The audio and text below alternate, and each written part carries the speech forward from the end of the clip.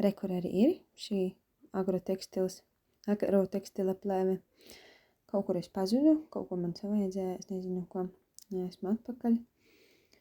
Un mēģinu tagad viņu iestiprināt zemē, lai vējš viņu neaizpūš. Un tad atkal es turpinu cīnīties ar plēvi. Cīnos.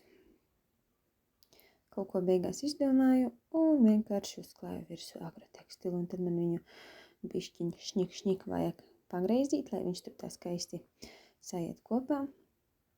Jā, un arī atkal iestiprinies tur zemītē, lai turās. Nekur neaizbēg vai vējiņš neaizpūš.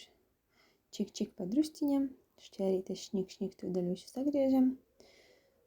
Un skaisti.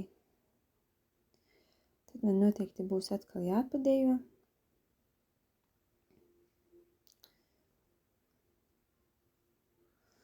Es pirmoreiz kaut ko tādu daru, jo parasti man vīrs palīdz, bet šodien to darīju es, šoreiz to darīju viena pati. Parasti es jau slinkoju tādām lietām, jo ir vīrs, kas par to domā un kas par to izdomā, viņam laba izdoma un tā ka jā, beigās neko neteica vīrs. Kā viss esot kārtībā. Pašiem vien jāstrādā, vienīgi vajadzēs sataisīt to trēlēju virsū. Tam jumtiņām, durtiņām ir izlūzusi tas